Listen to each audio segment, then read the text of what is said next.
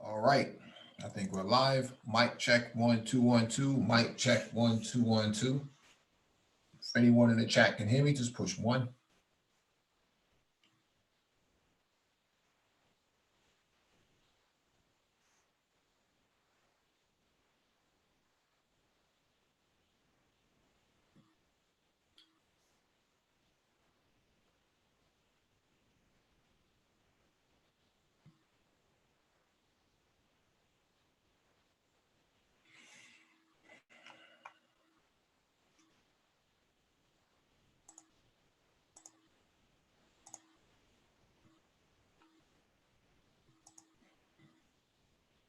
All right, got a confirmation. Thank you for the confirmation.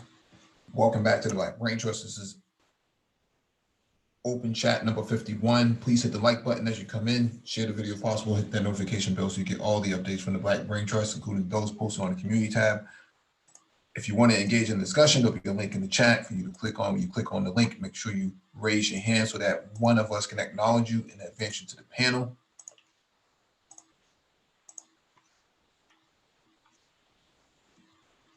Let me drop the link. Just give me a second.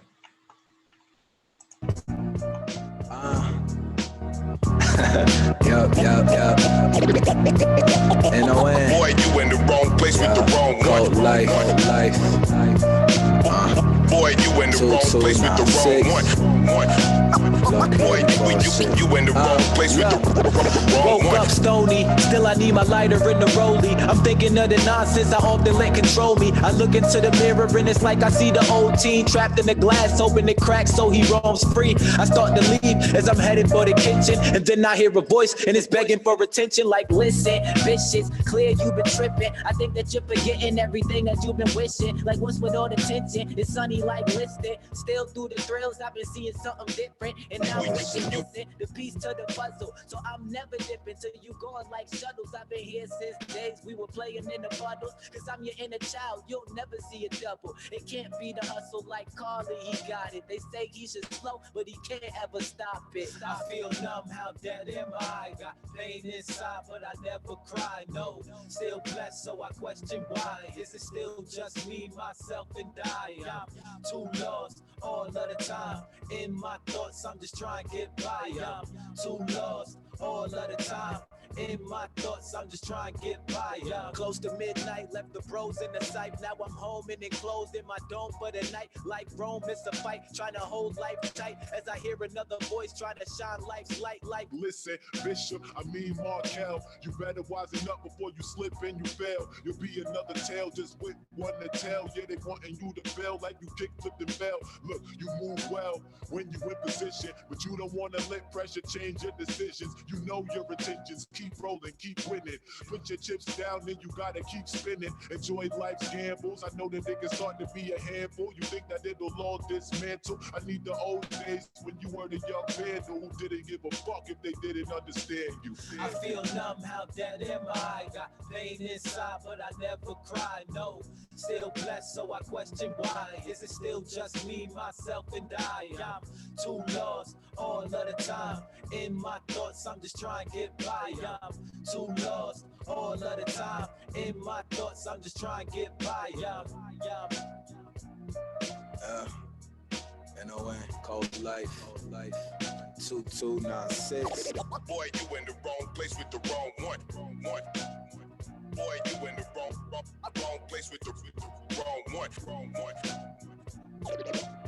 Boy, you in the wrong place with the wrong one.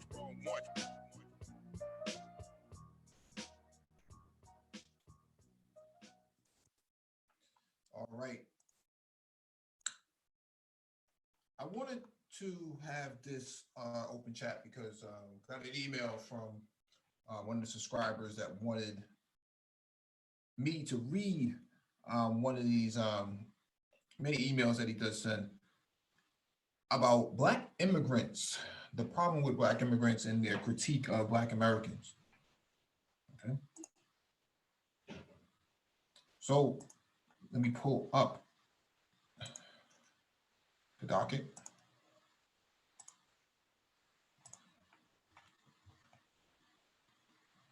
Let me share my screen. I'm not going to read all of it. I'm just going to skim through it, give my analysis. I want to make sure that we do address the emails. We're not actually ignoring them. So if anybody does have an email, feel free to send it out. Okay.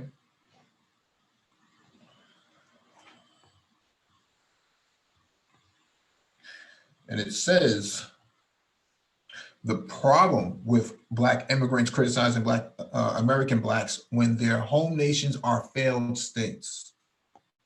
As a wave of Black immigrants from Africa and the Caribbean have come to the United States to pursue the American dream over the last 40 years, after they have established themselves, some of these transplants feel a need to advise Black Americans about our shortcomings, although these same immigrants come from failed state home nations like Haiti, Jamaica, Liberia, and Nigeria that were unable to provide them with any meaningful prospects of decent life. For those of us that grew up in the Christian church, there's a biblical passage that we were taught that is germane to this unrequested advisement. First, take the wooden beam out of your own eye, and then you will see clearly to remove the speck from your brother's eye. Matthew 7:5. Yes, American Blacks have problems, and there is great room for improvement in increasing marriage rates and graduation rates and business development in our communities. And yes, again, we must do better with the opportunities that our forebears fought for and earned us during the American Civil Rights Movement. However, neither Haiti, Jamaica, Liberia, or Nigeria offer Black Americans a good example to follow. Sadly, Haiti finds itself as the poorest and most marginalized nation in the Western Hemisphere. Jamaica has one of the highest gun violence rates in the West Indies, as well as the highest out-of-wedlock birth rate in the world at 86%. Liberia is bankrupt and has perennially failed after 2 civil wars to develop a functioning economy to take care of its people.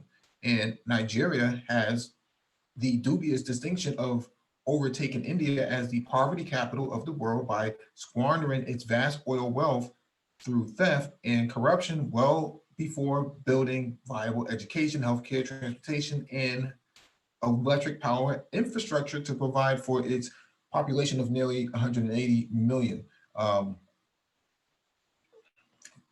The continuing challenges for Haiti. So let me just give my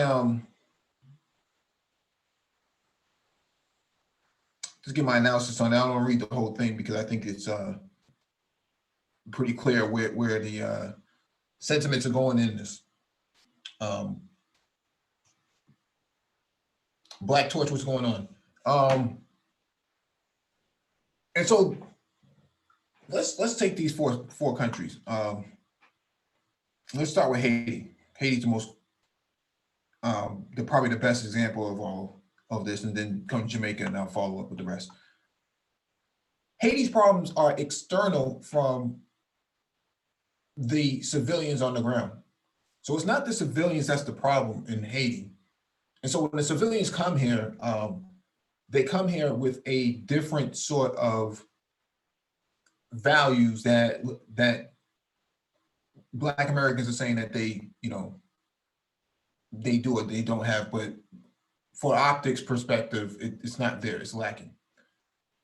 So it's the values that the civilians are critiquing, not the actual state itself. So when you point back and say, well, Haiti's a failed state, so therefore you can't actually critique us.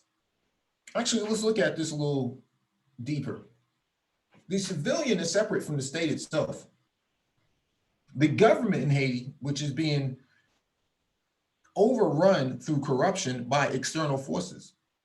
You see, the Americans have a heavy hand inside the corruption of Haiti, along with the Arabs who settled there, the Assyrians and the Lebanese. But that part is never taken into consideration when you have these critiques over Haiti. And so you attack the civilians who come here, but you don't actually address the geopolitical issue of the nation state that you're critiquing. And so you conflate the two, and it sounds kind of crazy to those of us who know better. I'm reading the email, Black Torch, that was sent to me based on this article that was sent. Okay.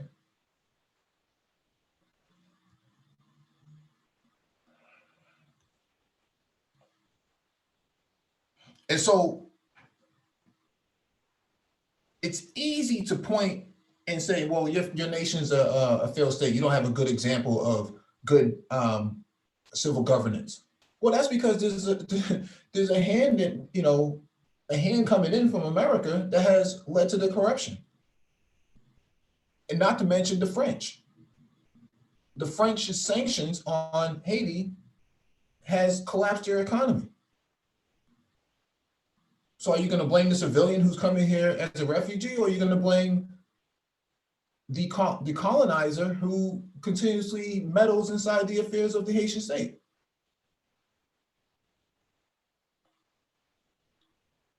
I'm not sure if anybody can see the screen, but if you can see the screen, or you can't see the screen, just let me know. So it's easy to say, well, these guys shouldn't be criticizing us. Who are they to criticize us? You don't come from a land that, is milk and honey. Well, it shouldn't be milk and honey. The reason why they're coming here is not because of, they want to be American. I mean, they do buy into the global branding aspect, but the power of the dollar and the power of the euro is why they go to Europe and why they come to America. It has nothing to do with you. They don't want to be like you. So you, as a Black American, you don't seem to understand that, because all you're doing is you're projecting your insecurities onto them, because you don't want to actually own up to the idea that the very nation that you represent is actually meddling in the affairs of their nation state, which is why they're coming here. And so let me, okay, Jamaica. And so Jamaica is now, I mean, I don't know when this article was written, is now the fastest growing economy in the West, outside of the United States. Fastest growing economy. Okay. Have the largest ports outside of the United States, connected to the United States through 120 miles. And big investments going into Jamaica. So I'm not sure when this article is written, but the reason why Jamaica, you can point out, well, Jamaicans have a high out of wedlock birth rate. Well, okay, people don't get married. So what? You have the same problem in the United States. People not getting married. In fact, marriage is down dramatically across the country. That's nothing new. Okay.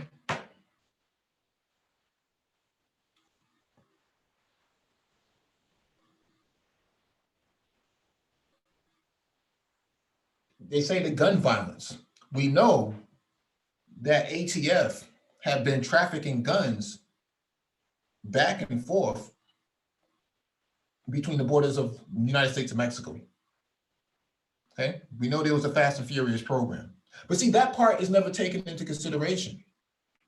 If you wash a country with guns, violence will eventually ensue from that. But you don't take that into consideration, because in Jamaica, they don't manufacture guns. In America, the guns are manufactured, then they're shipped. Okay, so when they write these articles, I always find it to be interesting that they say all these things. Liberia is the same exact issue. You had gun runners who washed the country with guns and allowed people with political differences and social differences to take sides and have a civil war. That's what a civil war is. Okay? Nigeria is the same thing. Exxon, BP, all of these major Anglo-Saxon oil conglomerates went into Nigeria and basically siphoned all the oil out of it, which caused all the corruption. Okay.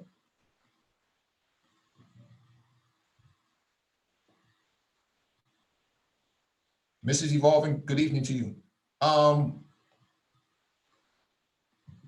Fork Rich, what's going on? Keep it techie, what's going on? And see, that part is never taken into consideration. And so when they write these articles, and this subscriber who sends it to me doesn't take any of that into consideration when you send it. You got to look at the intricate details behind it before you have a conversation about it. So let me move on to the next. I don't want to waste too much time on this. The continuing challenges for Haiti. We've covered this before. It seems like our brothers and sisters in Haiti just can't catch a break. If it's not a natural disaster holding them back, it's some corrupt politician or charity taking advantage of these people who experience the cruelties of such hard-knock life. Last month, Haiti was rocked by violent protests calling for the resignation of President Jovenel Moise that led schools, public offices, and businesses to close and forced non-governmental organizations to suspend aid distribution amid anger over fuel and food shortages, a steep currency devaluation, and corrupt allegations. Again,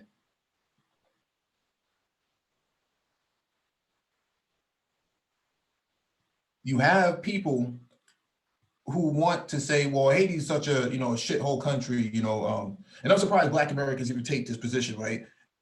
If you knew the history of Haiti, you wouldn't actually be taking that position against them. Well, there's so much corruption there. Well, corruption doesn't happen on its own.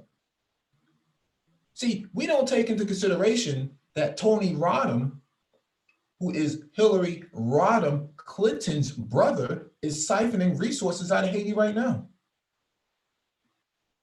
And has been there for quite some time.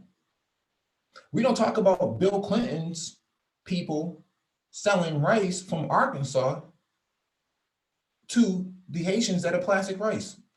We don't talk about the Clinton Foundation who siphoned the resources from the Red Cross into the Clinton Foundation to use that money in her coffers to run against Donald Trump during the 2016 presidential race. So we don't talk about that. We only talk about Haiti being a shithole and people coming from shithole countries, but we don't talk about the intricate details behind this. We don't talk about that. And it's always Black Americans who want to point the finger and say, your country's a shithole and this and that, and you all come from shithole countries and you shouldn't be talking about us. Why shouldn't they be talking about you? Right? Why shouldn't they? I want to make one point too about Jamaica, because Jamaica, and if I remember correctly, this was either during the Carter administration or during the Ford administration, Gerald Ford, that they overthrew the Jamaican prime minister in 1977, if I remember correctly, because he did not want to play ball with the Americans.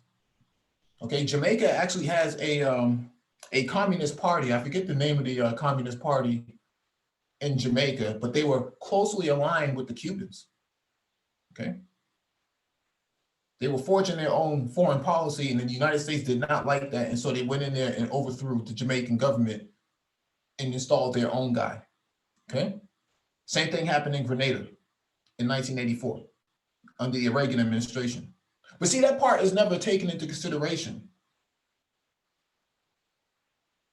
That part is never taken into consideration. It's always, you guys come from the Caribbean and you come here from shithole countries.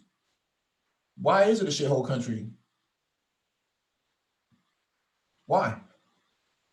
We know that Puerto Rico right now is suffering as a Commonwealth of the United States. Is that a shithole country? I heard Tariq Nasheed say that Puerto Ricans who are here are anchor babies. How can they be anchor babies?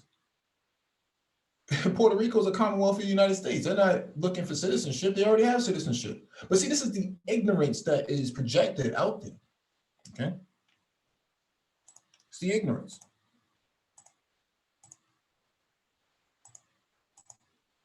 It's the ignorance that's projected out there like this. And I always find it interesting that they always want to wave, their finger against the civilian and don't take into consideration that the civilians are separate from the government itself.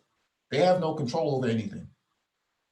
So they're not fleeing their country to come here because they want to be like you. No, they are fleeing because they have no other choice. Just like there's refugees in Syria are leaving Syria to Lebanon, Turkey, and Europe because they have no other choice.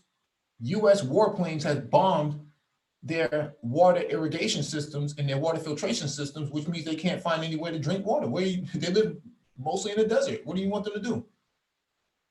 Well, they're coming to Europe because they want to be European. No, they're coming there because they have no other choice. Okay.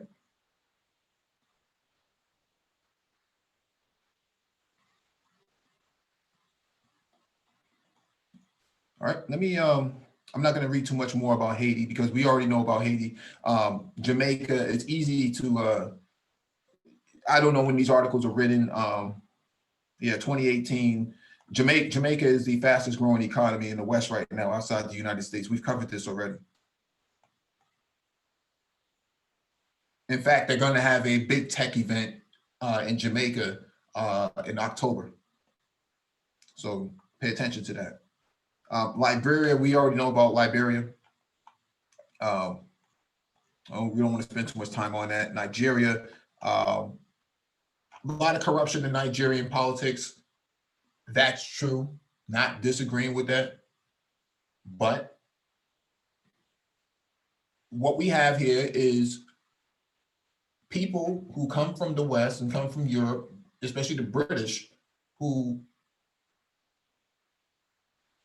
use bags of money to pay off politicians to get the way that they want, and the rest of the country goes underdeveloped. That's not the fault of the civilian. That's the fault of corrupt governance by external powers. Okay, Paul Kagame, the Honorable Paul Kagame from Rwanda, said last year, or I think in 2018, the way you stop corruption is to increase tariffs on goods. Okay. Then they can't be bribed. The politicians or the members of parliament can't be bribed. That solves the issue. We'll see how this plays out, because when he made that comment, I think he was the head of the African Union at the time. All right. Let me go further down the list.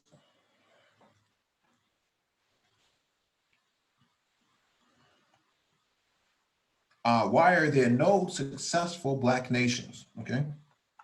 No one will talk about the painful fact that most African and Caribbean nations have either failed or are about to collapse. Cultures of incompetence, endemic corruption, dignified ineptitude, and destructive selfishness and greed have all played major roles in the failings of African and Caribbean nations. Again, we talk about this, right?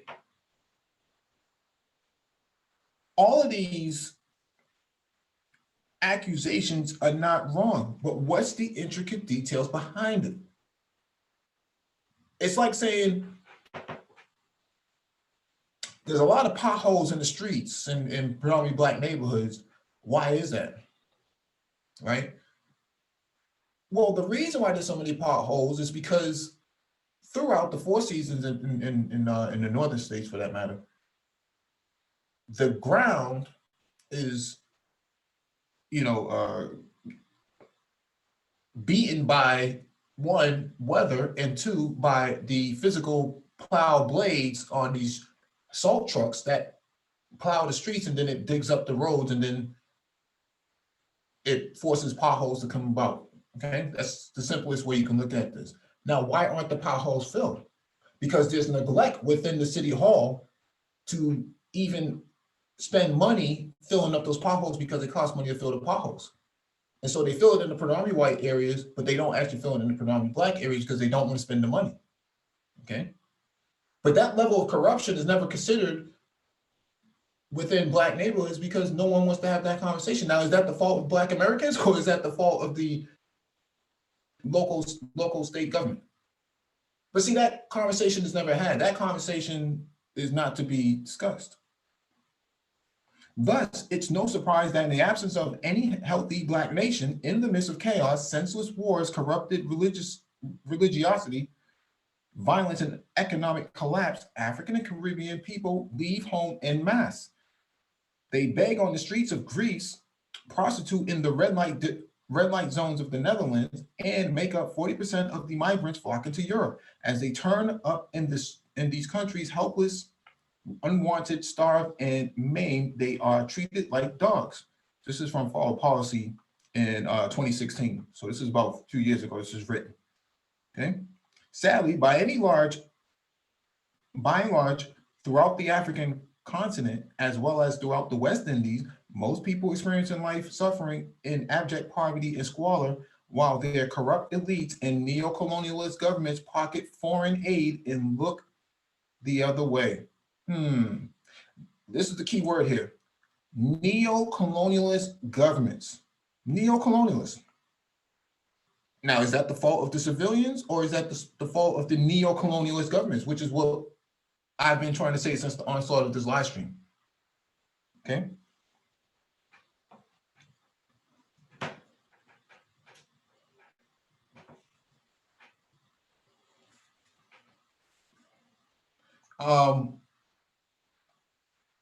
So if you can identify that as neo-colonialist governments, there is no further conversation that should be had from this point on, that the average Haitian or Jamaican that comes here doesn't come here because they're bored and they have nothing else to do.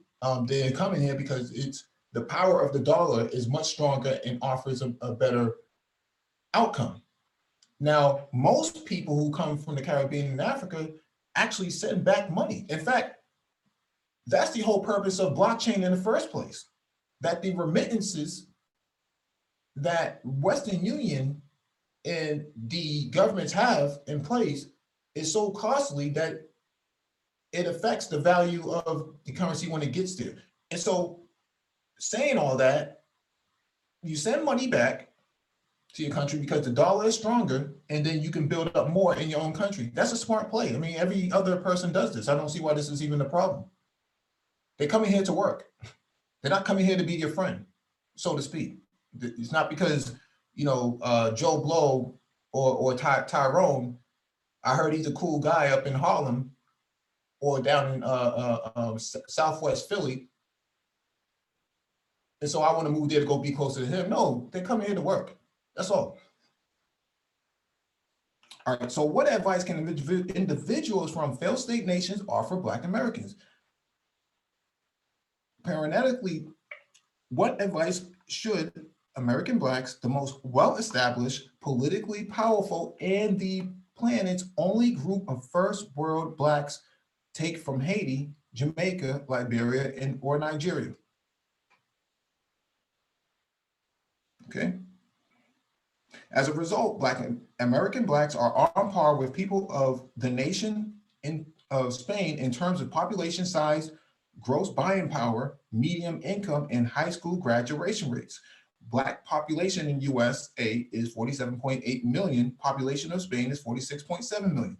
Black Americans gross buying power equals $1.5 trillion. Gross domestic product of Spain equals $2 trillion. This is apples to oranges. Black American median household income equals $41,361. Spain's per capita income is $43,007. Black high school graduation rates are equals 73%. Spain's high school graduation rate equals 81%. This is from blackdemographics.com. Okay. African and Caribbean immigrants that largely hail from poor, dysfunctional third world nations that cannot adequately protect or provide for their own people are in no position to advise American Blacks on how to get our collective house in order. Many of these immigrants would do well to invest their time and energy in working to improve the political and economic marginalities of their home countries rather than to belittle the shortcomings of American Blacks. The real issue that African and West Indian immigrants in the United States and throughout the diaspora need to critically examine is, why are there such consistent internal failings within their home countries? But we covered that earlier. Remember, that question was already answered a few paragraphs up. Neocolonialism.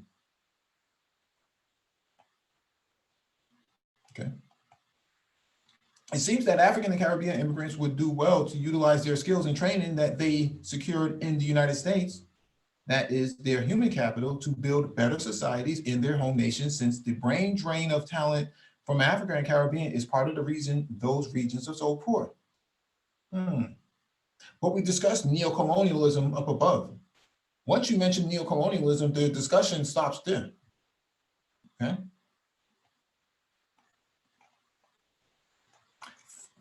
Finally, Black Americans have been working through and overcoming their challenges for a long time. We'll figure things out in due time, just as we have done in the past. With nothing but love for our African and Caribbean brothers and sisters, please note that we got this.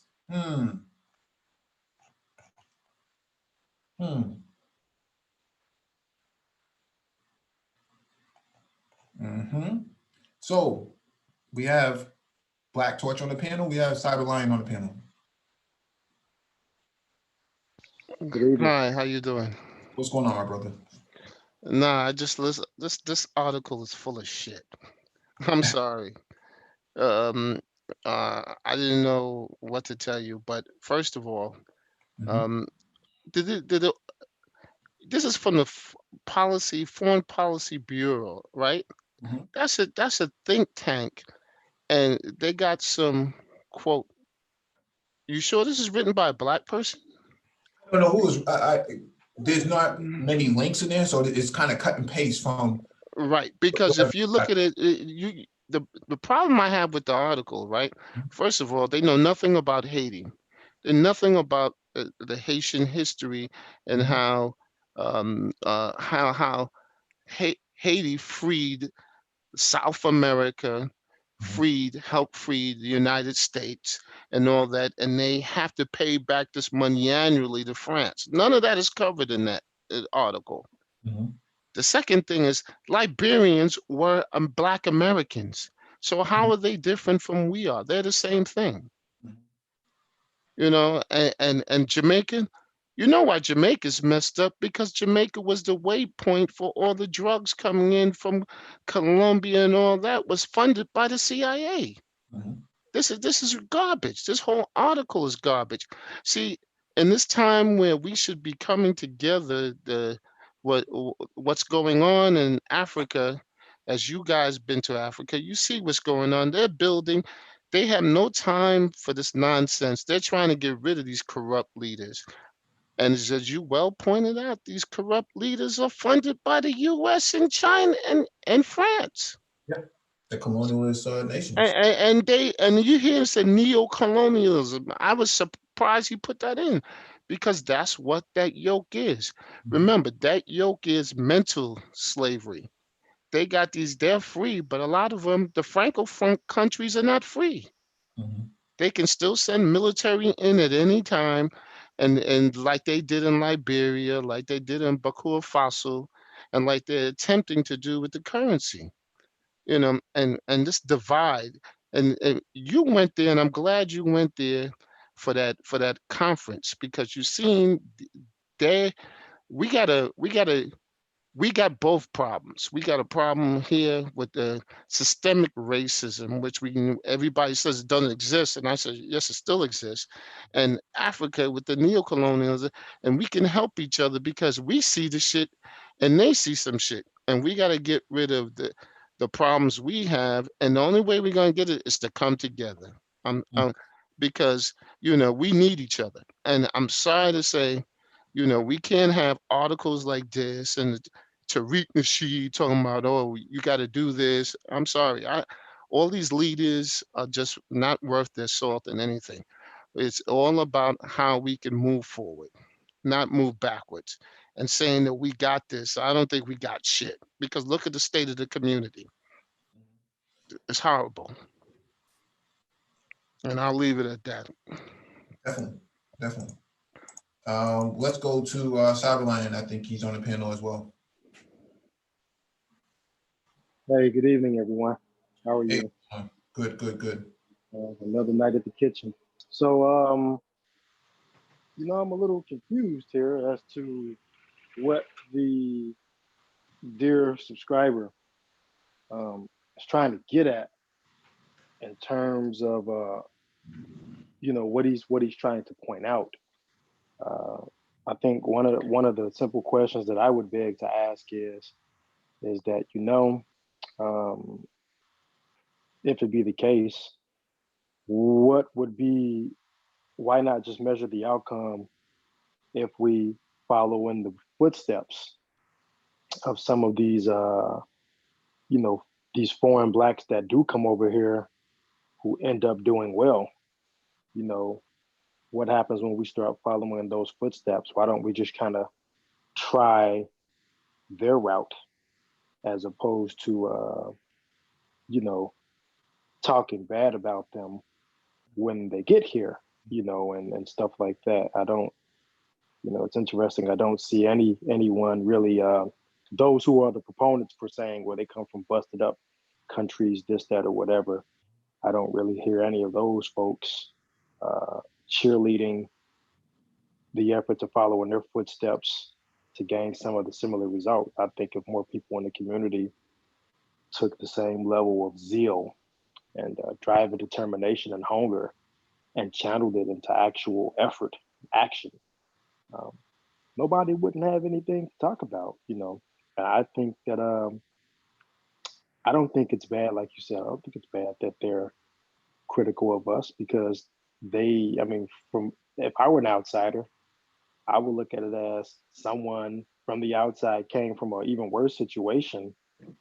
They didn't have the benefit of the doubt or the length of resources that we've had, and they came over into a totally foreign situation, and through perseverance and travail, they succeeded and came out on the other side as tested and tried as true as gold. And so I think any person who can go through a process like that, they deserve to. They've earned the right to say, "Hey, you're from here. You've been here. You got the advantage. What's up? Why haven't you gotten a leg up? What's going on?" So that's how I look at it. All right. Um, And one more thing.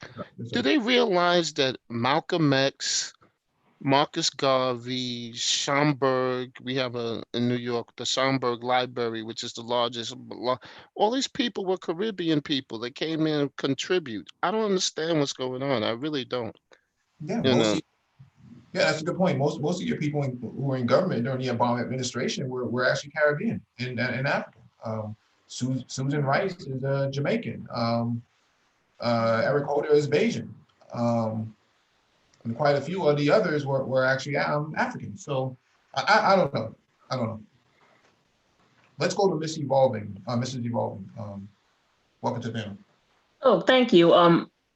First of all, um, good night, everyone. But I just want to make this clear. No one is allowed to even utter the word Haiti out of their mouth. Period blank. Period blank. Because what that nation has had to endure, no one. What nations can come into the United States and interfere with our elections? Yeah, we can speculate over Russia doing whatever they do, whatever. What nation can interfere with our elections? No one is allowed to say those kinds of make those statements, because the truth of the matter is all of the Africans that were brought over to the Western Hemisphere were bought over for one purpose. Now you can believe that some were here already. I can buy into all of that. Yes. But we were bought over here for one purpose for the most part. So what you see happening in any other country outside of the United States is pretty much a blueprint for what's going to happen to African American people. But for whatever reason, they're not paying attention to Venezuela. They're not paying attention to Haiti. They don't pay attention to Jamaica. They'll take little, trinkets here and there. Oh, Jamaicans smoke weed and the dancing and all that kind of stuff. They want to run with Haitian voodoo, wherever they want to, whatever stereotypes, that, gets their engines going. They'll go with that. But when it comes to the actual history, they don't have a leg to stand on. So that's the reason why no one is allowed to. If you don't know about Haitian history, then just shut the hell up. Because what they did to Aristide, no one, there's nothing, no Black American could ever digest what that would be like in the United States. I mean, I guess they can compare it to a Martin Luther King, to a Malcolm X, but you're talking about someone who two presidents was able to do that to. Bush dad and the Bush son was able to do that to him, and now you have him over there in South Africa. So if you don't know anything about that history, then just shut the hell up. Yeah. That's Thank my you for that. piece. Yeah, thank you for that. Wait. Do you notice that they don't mention Cuba? Oh, and that would be You know why they don't mention Cuba? Because Cuba is successful. They produce more doctors than the United States. Imagine that, a little country like that. In my neighborhood, I live in Brooklyn, New York. They send poor kids from Brooklyn and all over New York City and Newark to go to medical school in Haiti for free. They're, I mean, in Cuba for free. They got a biotech which is on par with ours, with nothing. And they never mention Cuba. yeah, yeah, because Cuba, for all intents and purposes, runs their country like a biomedical startup. Exactly. And they're successful, but they don't want to mention that. Mhm. See, that's why, I don't know. I, uh, I live in New York, so it's much more diversified. It's much more, we got all kinds of people from everywhere. We got Haitians, we got Black people, we got a large Black Hispanic people. We got a whole bunch of people here, and we all lumped together as being just Black. So I don't, to me, I guess because I lived in New York City all my life, it's kind of like foreign to me, about what this guy is criticizing. I really don't see it. Because Black is a class. It's not in that. Exactly, but he's making the differentiation that there's Black people here criticizing. I mean, Caribbean people and African people on the pulpit criticizing them. I don't see that anywhere. Do you see any? Maybe the poll, somebody does people in your neighborhood from these countries criticizing you guys? I'm trying to figure this out because I don't see it in Brooklyn. No, my parents are Bayesian, and they don't do that. I can't. I've never really seen that. Now I have seen people, kind of look at, the cultural values. I think Mrs. Evolving talked about, the churches that are more Caribbean leaning, especially run by Jamaicans. They tend to be a little bit more conservative.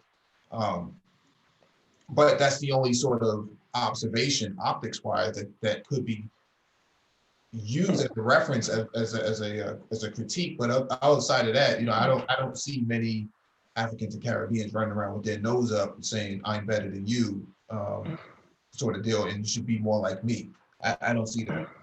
But let me insert Paul Bryant's point in the chat. He says, Mike V, if we're being intellectually honest, and there is and has been a social divide and social antagonism between Caribbean immigrants and American-born ebony people, nobody wants to address that. Yeah, I think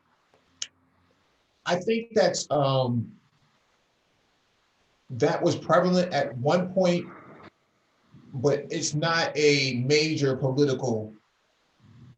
I wouldn't say it's an overarching issue that you can feel, because I've been a part of many organizations in tech, and I can say I don't see the strife all that much.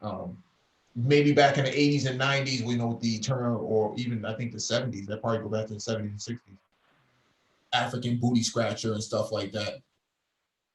I don't hear people talking like that anymore. I think I see millennials, from the diaspora just running around with each other. I don't really see all that type of stuff anymore. At one point, that was the case though, Paul. So I do agree with you. Paul Bryant also says, instead of attacking ebony immigrants who do well, why not copy their success? Rather than create more division, look at what successful people are doing and follow suit. Because it's counterculture, Paul. It's counterculture.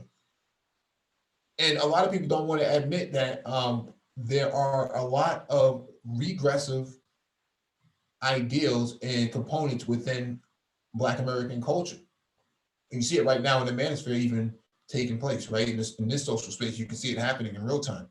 And so I'm not saying that Africans and Caribbeans, West Indians, whatever you want to call them, are more progressive or the most progressive, but I will say that there are progressive leanings there where you see a lot of Jamaicans who come here, they're nurses. I think they dominate the nursing industry in terms of like melanated people. You see a lot of Nigerians come here, they dominate in terms of doctors, PhDs.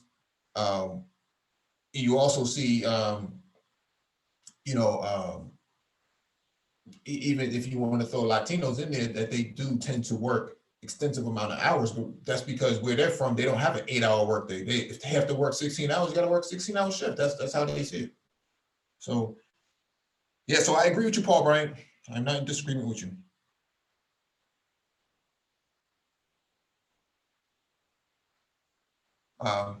Who just raised their hand? Let's go to You Mr. notice that this document was written in foreign policy? Isn't that kind of strange? Hello? Hold on 1 second.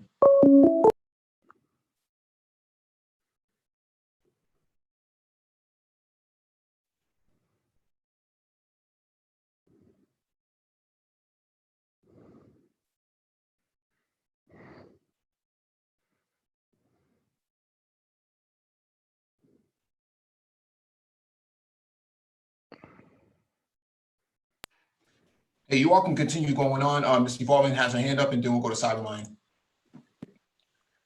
Well, I just wanted to first say, I think that we benefit when we learn from each other.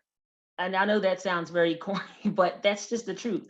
I think that when you come, anybody new to a country is going to benefit from learning from the individuals who've been in that country. They have been through the situation. They have long history in the country. They know about certain things that are, let's just say, the rights of the citizens. I mean, these are things that they would know, and it'd be vice versa.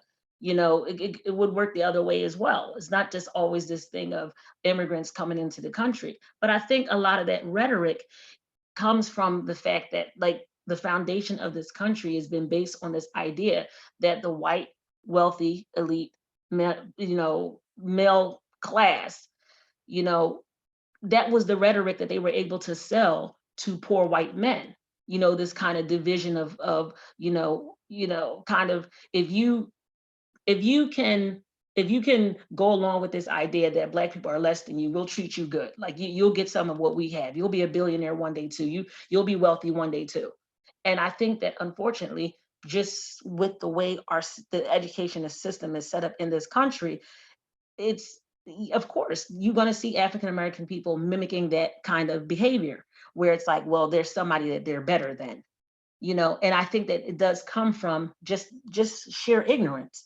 But like I think Mike was saying about not really seeing too much of that nowadays, I think it's because, for the most part, we live in a more globalized world, as we can see. you know Things happen, and we get to kind of see it from a place where we have a wider vantage point, and we get to observe things that are happening around the world a lot more easier.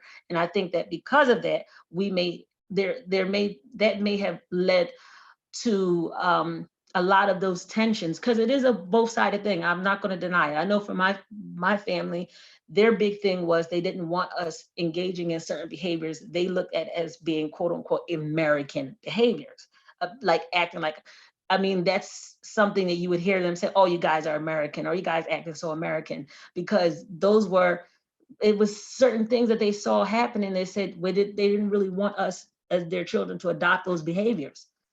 Just some things, and it could be anything. Like, I know my mother is very big on walking around outside eating food. It doesn't matter if they probably did that in Jamaica or not. When she looks at it as an American style thing. You need to sit down at the table and eat.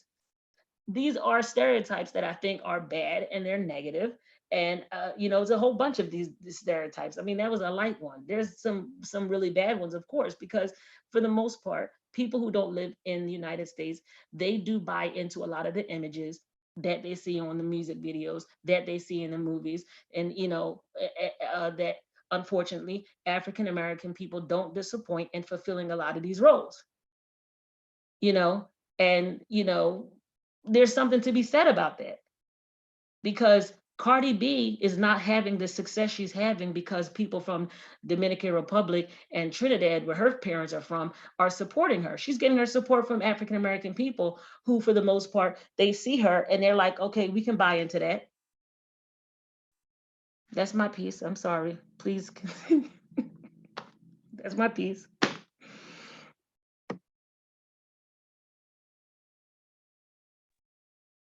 Go ahead, Cyberline. Okay. Hi. Can you hear me? Testing 1, 2, 3. Can you hear me? Yes. I can hear you. Okay. Thank you. You know, it's interesting when I first moved to the New York City area from Ohio in 2015. I ended up staying with some Africans from Nigeria, and I stayed with them about maybe 7 or 8 months out in Queens, right out there by St. John's, and they seemed like real cool people. You know, they kind of stuck to themselves, very friendly, especially Nate and Klingsman. So I got to give a shout out to them. But one day, you know, a gentleman came dressed in, Burberry, and he was dressed real nice, black guy, and it turns out that it was their uncle, Mr. Abe, and nobody was home. It was just me, and I let him in, and he sat on the couch. I'm like, who the hell is this guy? But we ended up talking. We went to the market, and we started to pick groceries, and he had this business conversation, and he was asking me all these questions. How long had I been around, and were the kids studying? And I was like, why the hell is he asking me all this, right? And so it turns out, like I said, he was their uncle. And not only was he their uncle, uh, this man is a multimillionaire. Several cars, several businesses over in Nigeria, several connections in Cote d'Ivoire, you name it. And what it turned out was that he was bankrolling the college education for his nephews to attend St. John's University for political science and all this type of stuff. And the reason I'm speaking about him, because it spoke volumes into them. He wasn't real big on them being showboaty. He wasn't real big on them being flashy because they had it. They definitely had money where they didn't have to go to school. He could have just given them an allowance and off you go into the world. He didn't do that. And every time he came, I saw him like maybe 3 times. And every time he came, he always checked grades. He went and he spoke with professors. I mean, he had like hour-long sessions with each professor. And if things were satisfactory to him, he let them play a little bit. He let them, air out a little bit. But other than that, his motto was, I remember he told me in Dunkin' Donuts, he said, here's my number, call me. If you see, my nephews showboating and doing the stupid American things, not the smart American things, but the stupid American things that don't have any value, you call me right away and I'll be here. I'll be here on the next flight. And I never had to call him, but one time he popped up.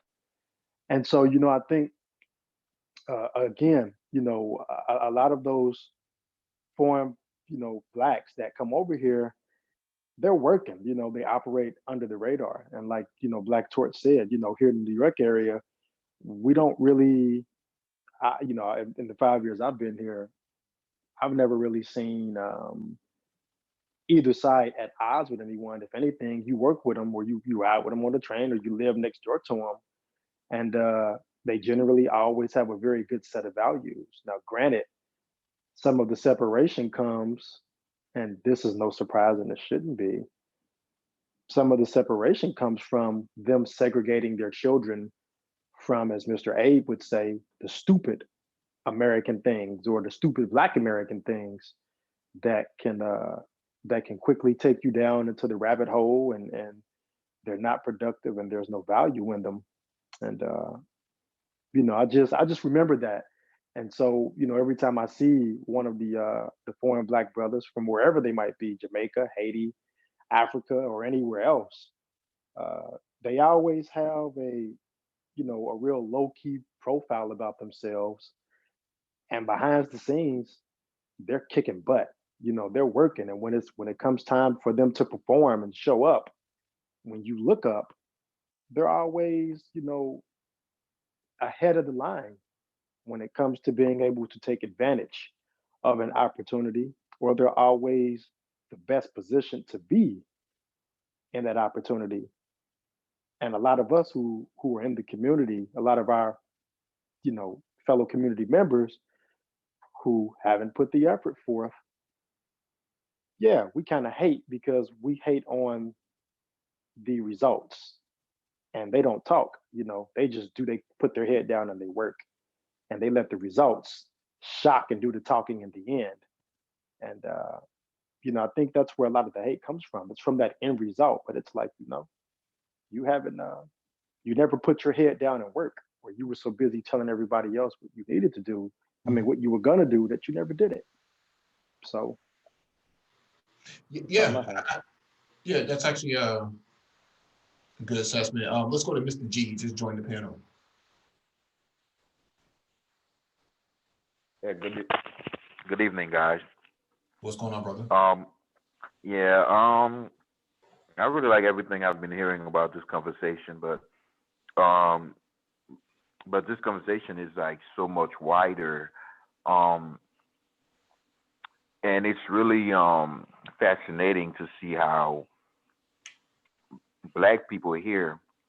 I think we all suffer from a certain amount of white supremacy and indoctrination and brainwashing, and I think even even some of the most woke person, the most activist like people, that I guess they have good intentions, but they don't even see how white supremacy has affected them, even to the point where they're hating their own brother.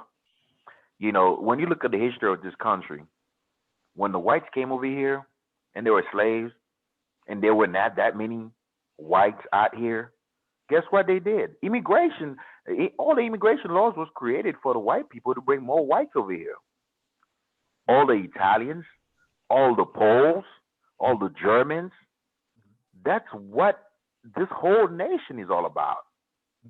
You know what I'm saying? So when you look at white people, what they did, they reinforced their numbers. You think when these white immigrants was coming over here, I mean, yeah, they had a little problem with the other whites and whatnot, but guess what? They got along. When you get here, they don't call you Germans, none of that. They call you white because they have one code to help each other. But like we don't have that same code, and that's what makes us so much weaker. Mm-hmm. That's what makes us so much weaker. Yeah, there's a lot of fragility in the demographic, because white people, they consider Persians, Iranians to be white. Okay, if you look at the census for 2020, they consider Persians to be white. So And they consider Egyptians to be white, yes, which is crazy because if you look at what was the black prime minister that they killed in Egypt? They considered him, Nasrallah. yeah, they Or considered you him. talking about Libya? You talking about Libya? No, no, no. There was a black president of. He signed a peace deal with Israel, and they killed him after that. Oh Huh? yeah, Anwar Sadat. Yeah, and what's Sadat? He was a black man. And basically, so they considered see, it's all a game. You got to look at this as all a game, and the game is to put one group and saying, oh, if I don't know if you guys anybody's been in the military. If you go to Kuwait, those are some black folks over there. Mm-hmm. I mean, if you seen them, well, I don't. None of you guys were old enough to be in the first Gulf War, but if you saw these guys, they were black people with afros and all that, running around in Kuwait. Yeah, my brother served. And you'll see these are black guys. And then you look at them, they may have gotten there through slavery or whatever, but there are black people out there, and they consider them white. So it's all a game. I like you say, race is a class structure that the United States and has invented, Mhm. and that's the thing. If you look at what South Africa, when that guy Smut came to America for apartheid, he came to model what Americans did and take that back to South Africa. Because Absolutely. when I went there, you see it. You've been Mike V. You've been to Joburg. You've seen the statue of Smut there in Cape Town. Yeah. It's crazy. He came to America to learn how to do racism. Yep. The National Party. Yeah. And that's see, and that's what I'm trying to tell you. This, I mean, I look at this as like this. We're now seeing America with all its bullshit that we know is going on, and then they want you to say, "Oh, the bullshit here is better than other bullshit everywhere else." And I'm looking at them saying, like, no, because if the other place I can get ahead in Africa. I can go in there and build the blockchain company. I can do whatever. You might have a fucked up government, but everywhere people have fucked up governments. China has a fucked up government. Sweden has a fucked up government, Mhm. you know. But nobody's going to just single out my child because he's black, you know, in those countries. Mhm. And that's the thing. And the country with the highest out of wedlock birth rate is Sweden, not Jamaica. So that's another falsehood that they tell you. Mhm. When I was over in Joburg and when I went to Kigali, both times they said, you blend right in because you look just like the people on the ground. Exactly. Nobody messes with you. Tagali, you can go to Rwanda and leave your bag on the sidewalk because that guy, Watamala, he did the thing. He left his bag there and walked away and nobody touched it.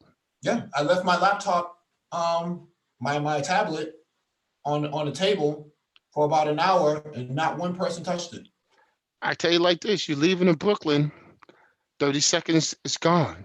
Yeah, my boy dropped his iPhone. Colleague I was there with, he dropped his iPhone, or he left his iPhone, I think, on a bench or something like that.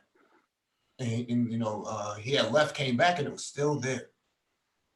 Some people walking by, hundreds of people walked by, not one person touched it.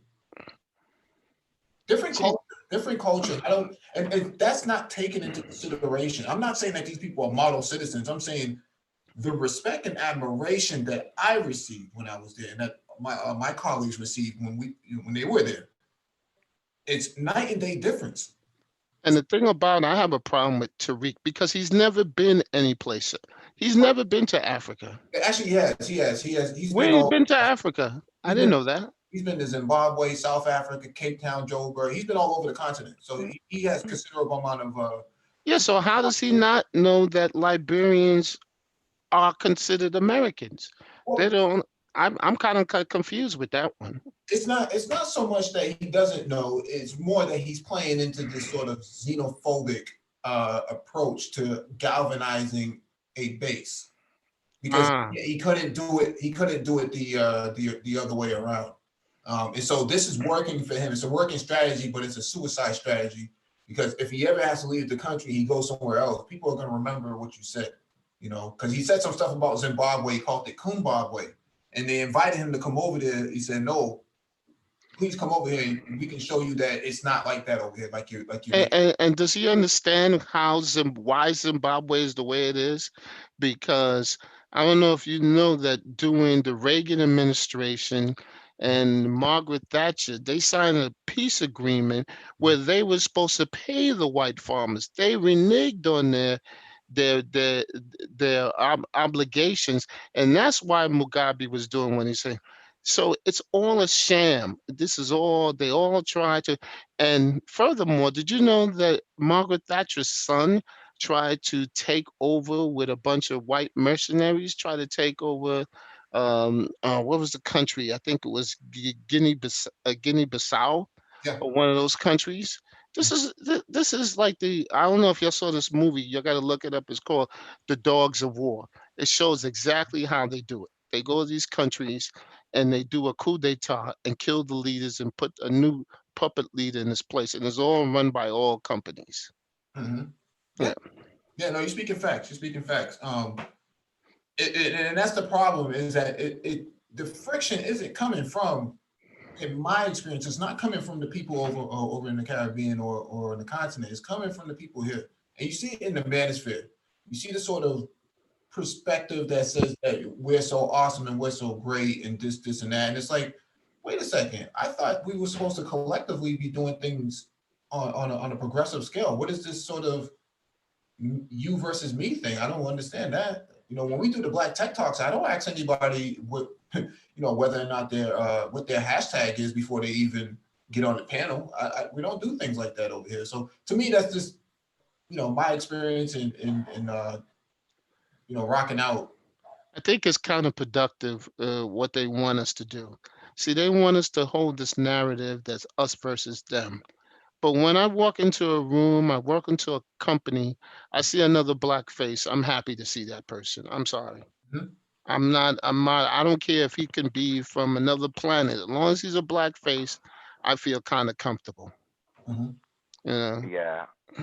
Um, it's really sad because people are not people are not stupid, but I think people sometimes they play along, and I don't know if it's because, well, it's obviously because that these figureheads or these people they're obsessed with the Tariq Nasheed, the Yvette Cornell, Tok Tong.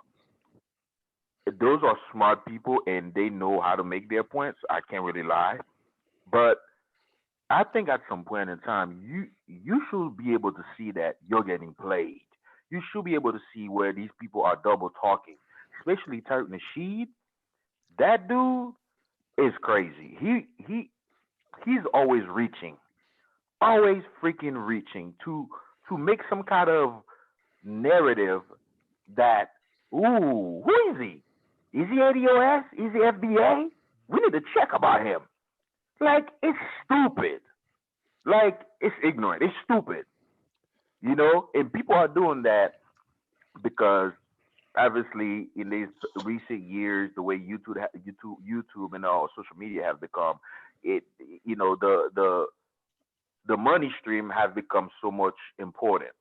You know, people have been getting these super chats and things of that nature. So people are pushing their message.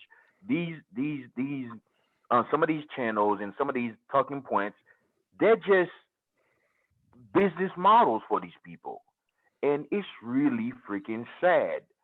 You know, and when you start, what's this thing he did the other day on his channel? He was asking, is this guy FBA? Is this guy FBA? He doesn't seem FBA. He doesn't a lot act like FBA. I can tell. You know, he's like, oh, we FBA. We can tell when you FBA. What's Like, FBA? I don't know what that is. foundational Black American. It's like Oh another. my God, they got another It's one? it's oh, you didn't know about FBA? That's Tariq Nasheed No, stuff, right? I'm not in the pro black space. I'm sorry. Oh I, wow. you know, What Well, is it? well, have What you is the heard of foundation ADOS? of? who's speaking? Just Mr. G. Have you heard of ADOS? I heard of Adu. I heard of that, but I haven't heard the other one. And to Well, me, ADOS, FBA is pretty much ADOS, the same thing. It's just Tariq Nasheed that came up with his own little thing because him okay. and Yvette Parnell, they had a little fight. He was trying to steal the ADOS movement or hashtag from Yvette Parnell. So he backed up and went and created his own version of ADOS, but only that he called it FBA, which is the same shit. And you know what? It's a funny thing. I had an argument with these guys because they don't realize that. Do they realize the slave trade, what they were doing, sending slaves from America down to the Caribbean and back and forth? If you read these journals, that they were constantly moving slaves from one area of the Americas to another. So what really astonished the lack of intelligence and history that these guys really know about. bro. When if You know what, if you Torch? were having this conversation with any of some of these people, and I see people do that all the time, and I'm not gonna name drop a lot of people that's within the sphere that we operate. That I think Mike and these other brothers that on this channel they know. So I won't start no drama or beef or anything like that. But I see people do that all the time, and it's like that shit is so corny. They be like, "Is he on your ass? Is he on your ass?" It's like, what? Are you like? Is this the part of the argument? Like, is this what makes you win your argument? Does this invalidate every good point he made in regard to the topic? You asking him if he's ADOS, and if he's not ADOS, everything he said is invalid? That is so stupid. Like, I see people do that. I'm not gonna say who do that. There's a brother, and I actually like the brother. You know what I'm saying? I fuck with the brother. I donate to his channel and everything. I see him do that all the time, and I'm like, that's weird. It always turned me off. And I feel like, is this whole? Let me say this: if you follow this whole trend, is this trend towards that shock value? Let me say something. Shock value, more right leaning, conservative GOP like leaning, and I feel like that leaning that they always use to always make their point, even when they have to create bullshit narrative, is going to backfire on them in the end. Yeah. The instability of these countries is not by accident. They love to point to the incompetence of the people, but don't want to take that into consideration that their government is actually interfering with, the people's government, of the immigrants. It's not like they just came over here, because they were bored, man. Like I said before, man, a lot of that is because they've been their government has been destabilized. I mean, the fact that it says the British Virgin Islands, that shows the colonialism aspect is still in effect. Well, you got to look at how many times the U.S. has invaded Haiti, Dominican Republic, Panama, Nicaragua. You can Panama 4 times in the last sentence, Haiti 4 times, Dominican Republic 3 times. You got to remember, these are actual interventions where they go in and kill the leaders. Look at Salvador Allende. Look at the Nicaraguans, where they basically was funding it with drug money. With Ali North, who's on the on Fox News, and got a presidential pardon for bringing in keys of cocaine. Nobody talks, and this is what I'm trying to say. This is not by. Brother, I think you're talking about that general. Talking about that general. I forgot No, his it's a name. colonel. He was Ali North. It was a colonel. Yep. And then, remember, in Panama, they actually put in Noriega into power. They actually put him in, and then went in there and killed like 7,000 people just to get the one man that they put into power. Yeah. So it's not by accident, and this is America's backyard. America's been doing this in the Americas, but the British and the French has been doing it to the African countries. Yeah, the Monroe Doctrine is what they call it. Yep. But nobody wants to have that conversation because, to have that conversation would mean that you have to admit that it's not the people, it's the actual external factors that's playing a role in this. The amount of resources that Haiti is sitting on is immense. They should be the Dubai of the Caribbean. And they still have to pay France every year tribute for the French Revolution. Could you imagine that? Well, they actually won the case. They won the case because I would. Yeah, they won the case against them, $25 billion. And shortly after, the president was overthrown. I think it was in 2004. Yeah, but of course, you know that's going to happen. Right. It's the same thing in Mozambique with a guy named Samor Machel, where the Israelis and the South Africans fixed his plane so it crashed into a mountain. And Patrice Lumumba and all these guys, it's just the playbook. It was the CIA who got Nelson Mandela arrested in the 60s. Yep. It was the CIA who assassinated Patrice Lumumba. And you got to read a book. If you want to see how crazy this shit is in Africa, read a book by the name of John Stockton, In Search of Enemies. It shows that in Angola, where they had the longest actual war going on, that they had Texaco was pumping oil out of Angola and was protected by Cuban and Russian troops from South African and CIA-backed rebels that was trying to blow up Texaco's oil wells. Now that's crazy. It's totally crazy. U.S. corporation being protected by so-called the enemies of capitalism. And then the people trying to blow up the oil wells is funded by the capitalists. I don't know. And that's the thing. I don't look. But I have one question because I'm not. Tariq Nasheed, is he's the guy who was supposed to start the black male school? No. You're talking about Dr. Umar Johnson. He's a separate. Okay, I wasn't sure. Yeah. Yeah, that's another one. And you know what, brother Mike, I don't appreciate it. And I'll say this though. Okay, people need to stop calling this guy Dr. Umar Johnson. I mean, that's the main number one problem that created this guy, perpetrated this guy. He's no damn doctor,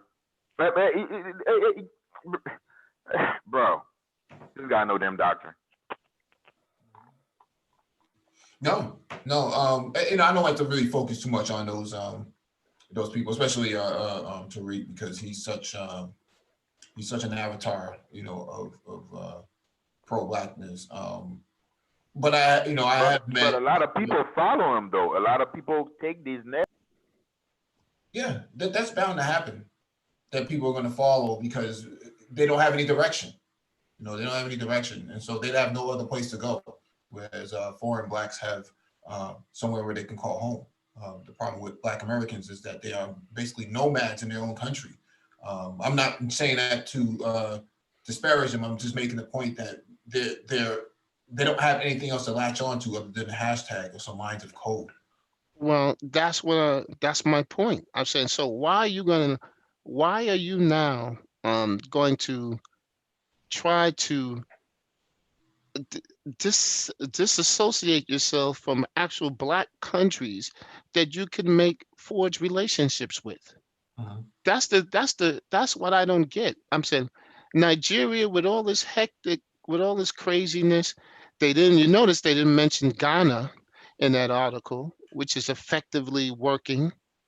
They didn't mention Rwanda. It's a very interesting tap dance that person did, No, they selectively went after what they wanted in terms of who's in America. And no, I'm talking about it as a functional black country. You notice that they didn't go after Ghana. They didn't go after I just mentioned it. Sorry, I've been up all night. Rwanda, they didn't mention that, which went through a horrific thing where they were killing millions of people. But yet he managed to pull the country together, and now it's one of the safest countries. Yeah. Ethiopia, they didn't mention Ethiopia, which is functioning. Yeah, and a great ally to the U.S. Uganda, you know what I'm saying? So I'm just Mozambique, which went through wars. I mean, you notice that it was very selective. And one thing, remember, who's the audience? It wasn't Black Americans was the audience. It was the foreign policy. So remember, who is this targeted to? Who reads foreign policy? I don't know anybody in my neighborhood is reading a foreign policy magazine. No, it's I mean, outside of us, we use foreign policy. I know, but you know what I mean. Yeah, it wasn't targeted towards us. So who is it targeted towards? You got to look at what's really being pitched and how it's being pitched to. And to say that we're all on this Black Americans, we all stuck on this island by ourselves and we can't go anyplace else. That's what it sounds like to me. And that is a mistake. The world is opening up. There's Black people in Asia. There's African, there's Black people in Papua New Guinea.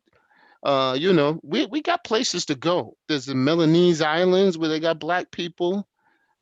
So this thing that we got no place to go, we're stuck in one thing, is what they want us to think. Mhm. The world is open to us. We can go in any of these countries and blend in, and nobody will know us from anywhere else. I was in Ghana. Everybody thought I was Nigerian, Oh yeah. and because I'm 6'4", Yeah. I'm 250. They looked at me and says, "Damn, you're Nigerian. What are you, Oba? Igbo?"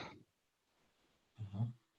And I was shocked. I said, "I'm just a guy from Brooklyn," because for us, we just looked at us like we're just from whatever state we are. That's how we look at each other. But when I went to Africa, it was an eye opener. Yep. Yep. Yep. And I bring up this article only because it's only because it's recent. I don't know what's going on. This is last year, but the Kenyan president and also the Ghanaian president went to Barbados and Jamaica last year. What they're talking about doing Barbados and Jamaica is linking the economies of the Caribbean to the continent of Africa. The GDP cumulative of the continent is going to be $5 trillion between 2025 and 2030. And so they're looking at this sort of movement of tying the economies together, visa-free travel, and a Pan-Africanist movement that is going to usurp that of the United States without actually putting boots on the ground in terms of like a military. And so I say all that because that's the way they're thinking. Whether you want to say it's the elite class or the leaders or something like that, it doesn't matter.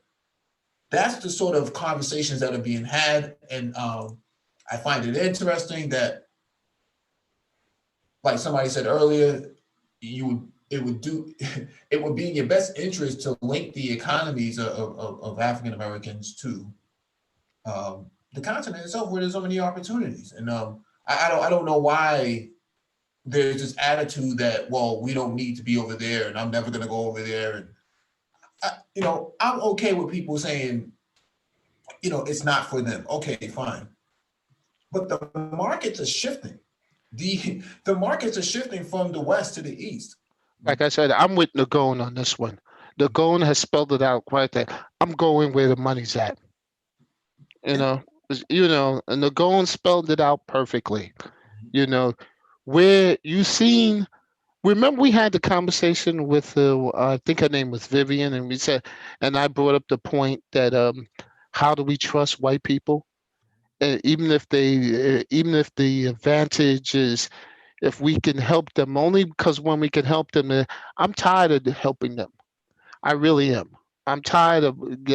We need to help ourselves, and Africa has 55 countries, and they're trying to put together one huge trading block. And they can combine that with the Americas, with all the Black countries in the Americas, they'll be unstoppable. Mhm. Because remember, it's not only Jamaica, it's not only Trinidad, it's Guyana, it's Suriname, and all these other countries, and all those little tiny countries, or and remember, the largest population of Africans outside of Africa is Brazil. Yeah, but the thing is, Jamaica and Barbados have the strongest economies in the Caribbean. So that's In the Caribbean. No, not in Panama now has surpassed all of them. yeah, but then they're not a part of the Pan-Africanist agenda, right? They're not driving the agenda. It's these two islands that are driving the agenda. That's why you see President Kenyatta in this photo with No, Myanmar. no, I'm not. I mean, sorry. Maybe you got. I'm saying eventually all those countries will come together because that's what is going to happen. Because if you've seen where the money's at, everybody's going to go towards that. Yeah, Remember, Europe is now. What's going you think going to happen after this coronavirus? Remember, it's going to wipe out a lot of these countries, even our country. I'm hunkering down now, but it's going to really do some real damage. yeah. I'm not disagreeing with you. I'm saying that you know, the African presidents did not fly to Panama. And not even. Well, they do, but they do to put their money in there. Trust me. Yeah, but for geopolitical purposes, this is what's going on here. No, no, Okay? no. I agree. I'm just throwing that one in there. That's all. And we've been very vocal on here about Black Americans creating their own AAU, an African American Union, to actually interface with these other global powers, so that you don't have to talk to. You can sidetrack the United States at that point. You don't really need to have that conversation with them anymore. Now, instead of a hashtag, now you have an actual political bloc that's actually going to be effective. Israel has APAC. They Yep. have many other institutions here in the United States that allows them to do business with the United States government. Why don't why would an AAU not serve you? It's going to serve your best interest. Well, I think you need to ask Tariq because he's the one who came up with this article. I don't know if he Bruh. came up with that article. I don't think he came up with that article, but Well, he penned it, right? no. It was one of our subscribers. No, no, no. I'm talking about the article, the foreign policy. Who wrote that article? Oh, who knows? Who knows who wrote that, man? There's no author to it. It's Well, copy. that's what I'm saying. So if we don't know who's writing these articles that's telling us we got this, I always look at the English of these written things because then you can tell who's really writing these things. Yeah. If you look at, I do computer security, so the way I can tell if it's a Russian bot, I look at the language how it is because they don't know the difference between present and past participles. So it's the same thing. When you look at these articles, you have to see who's writing them, and then you can figure out that people who writing these things are not really black people. They're actually pending them for black people, but that doesn't mean that they're black people writing them. A lot of the times it is. If we think about what's this guy's name? The brother. Damn, I can't remember his name now. The one who fought for HR 40. Anyways, I can't remember his name now, but he says a lot of off the wall things too, even though he talks about being a staunch American descendant of slavery. So I don't put it past that the idea that you could have foreign actors. Were you talking about Tone Talk? No, not Tone Talks. I'm talking about the other brother who wrote for not ESPN. Oh man, I can't remember his name now. It's gonna kill me. Let me look for his name. And what is the other the crazy one? Candace Owens and the so-called political or right, which they, She's a puppet. She's Yeah. not. That Candace Owens, that one right there. Bro, Oh, that's like an obvious. And some of these people are getting played. Like some of these people, they come on these channels and they talking about they. What were you saying, bro? No, I was saying to Black Torch. His name is Ta-Nehisi Coates. Oh, Ta-Nehisi Coates, the guy from the New York Times who complained when his son got he hemmed write up for at the Yale. Atlantic.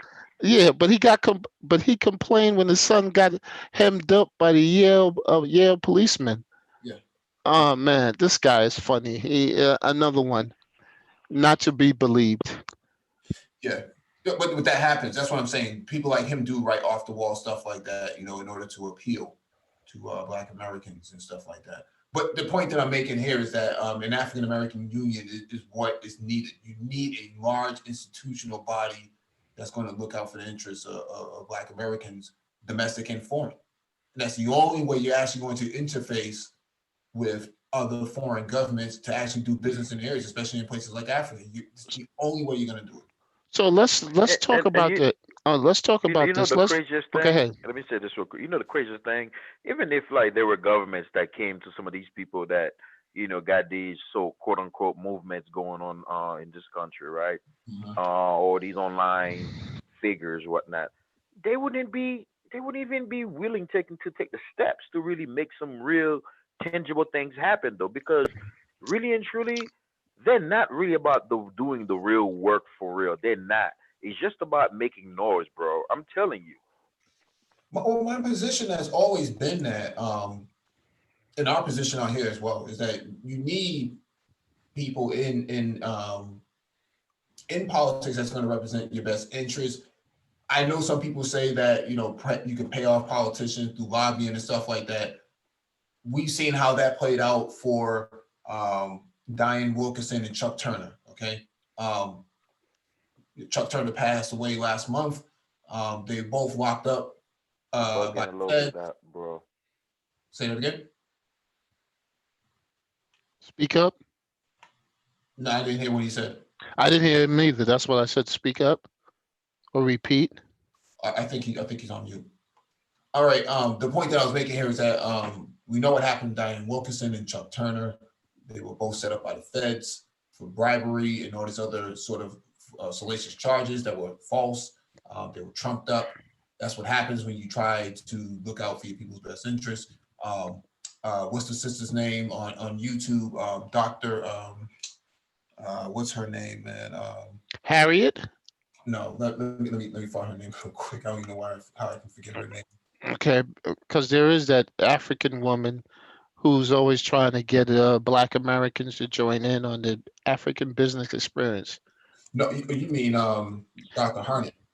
Yeah, Dr. Harnett. That's a different. No, yeah. no. She was in U.S. government. Cynthia Nixon. What is it, Cynthia McKinney. So Cynthia McKinney talked about the bullying that goes on in U.S. politics when you don't go along to get along with these people, and so that's how they forced her out. And so a lot of people that you do see in power now are actually nothing more than puppets. And so what I'm saying is you may pay these people off, may show up with a bag, they may take your bag and run away with it. You can't always trust these people. And so that's why you have to groom your own politicians from the ground up through your own political party. Other countries have multiple political parties. They don't just have Republican versus Democrat. You go to Jamaica, I think there's like 3 or 4 different political parties there. You go to Barbados, there are three political parties there. Every other country has at least 3 to 4 different political parties. It's only in the United States that they limited it down to just 2. Well, you know what that is because they're really the same party. Yeah. And that's what I keep. That's the fundamental reason that we have this. We have the problems we have as Black people because it's the same party. It's no different. Um, and that's where we have a real fundamental issue with the conservatives because they think, oh yeah, let's run over there to the white people and see and the Republicans, and they're going to give us what we want, which was we know it's false. Mm-hmm. That's a false narrative. Yeah. And that's why none of them won't come on the panel. They won't. I keep waiting for them to show up. Mm-hmm. They won't because every time they you ask some hard facts where you coming to say they bring up Lincoln. Mm-hmm. I mean, were you on the panel with uh the famous conservative one, the old man, he brought up Lincoln. Oh, And yeah. I said, like, are you serious, Lincoln? Maybe he was talking about a Lincoln Town Car, maybe a Continental. No, he was talking about Abe Lincoln. He freed the slaves. He keeps bringing it up. This America's the greatest country in the world. I said, okay, but for how long?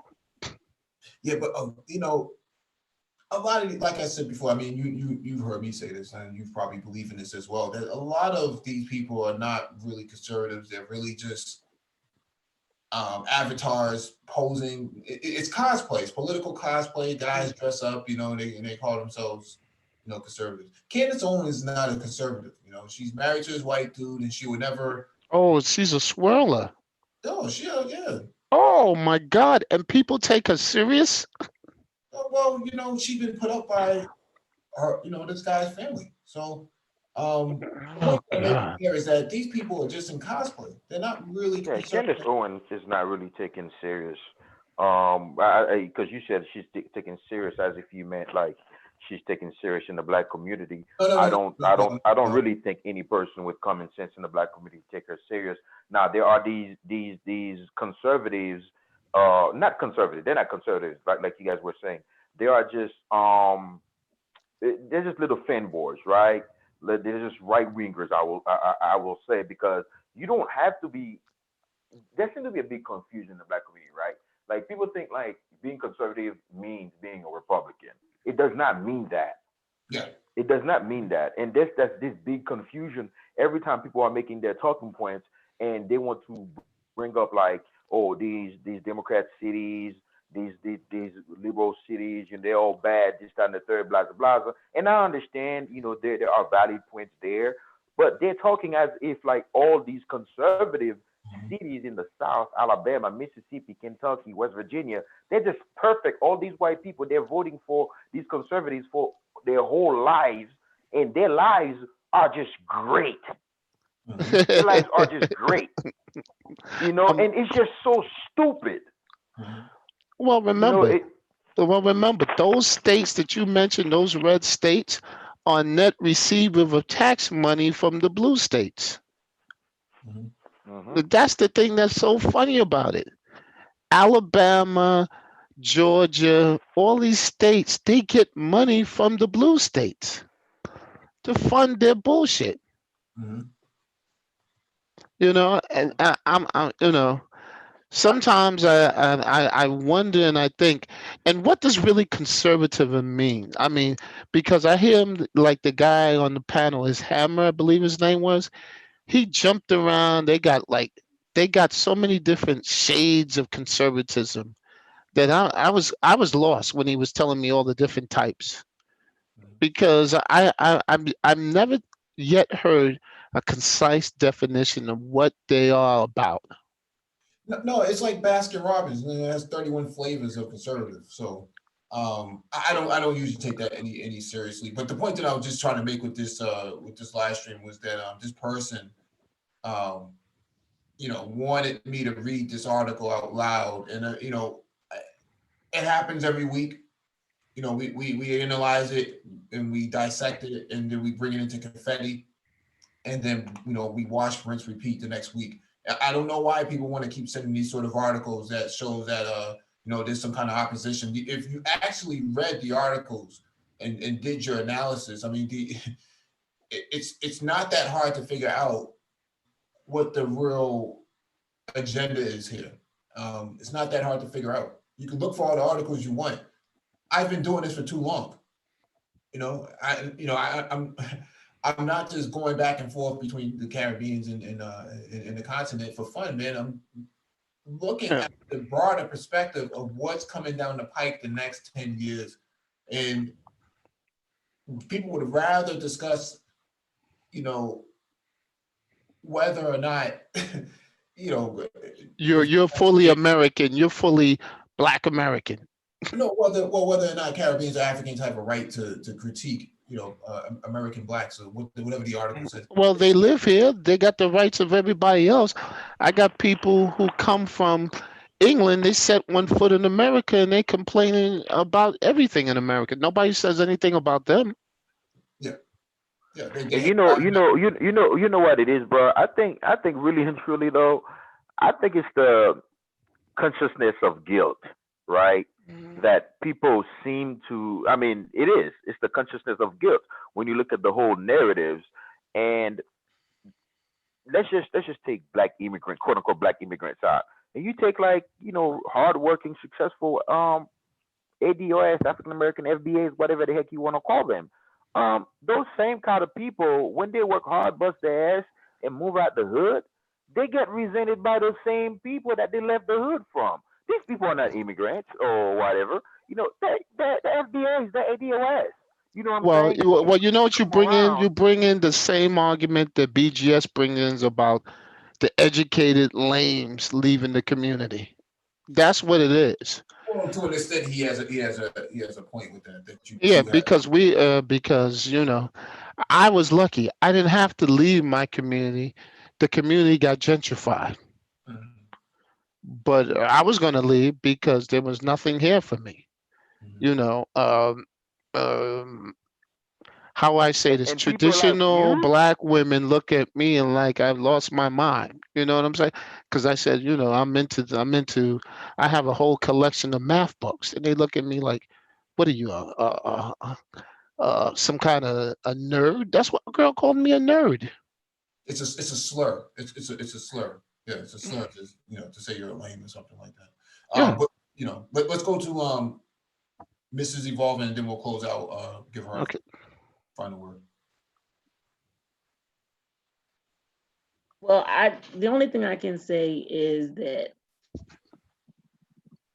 like I said before, I think we should actually consider learning from each other and not being divisive, because we already know that the end game is for us to be divisive, so that we're not looking at each other and looking at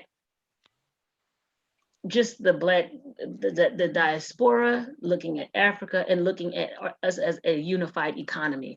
That I think that is probably one of the primary goals, is to keep us so divided that we just feel like we're like isolated little pockets of people, and then we walk around calling ourselves minority and then acting like minorities, and we shouldn't even be using that term minority. Mhm. But that's my piece. Thank you, brothers. Have a good night. Enjoy your night as well. Thank you all for joining us. Please hit the like button if not already done so. Share the video if possible. Hit that notification bell so you get all the updates from the Black Brain Trust Community. Those posted on the community tab. Shalom to everyone.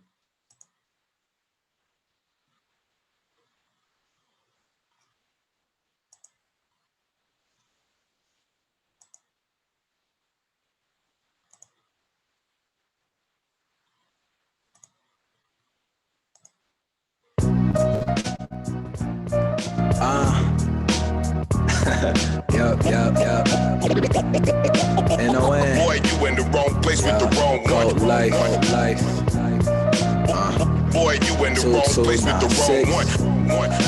Boy, you in the wrong place with the wrong Woke one. up stony, still I need my lighter in the rollie. I'm thinking of the nonsense I often let control me. I look into the mirror and it's like I see the old teen trapped in the glass, open it cracks so he roams free. I start to leave as I'm headed for the kitchen, and then I hear a voice and it's begging for attention like, listen, vicious, clear you've been tripping. I think that you're forgetting everything that you've been wishing. Like what's with all the tension? It's sunny like listed. Still through the thrills, I've been seeing something different, and I'm what you're missing, the piece to the puzzle. So I'm never dipping till you gone like shuttles. I've been here since days we were playing in the puddles. Cause I'm your inner child, you'll never see a double. It can't be the hustle like Carly, he got it. They say he should slow, but he can't ever stop it. I feel numb, how dead am I? Got pain inside, but I never cry, no. Still blessed, so I question why. Is it still just me, myself, and I? I'm too lost all of the time.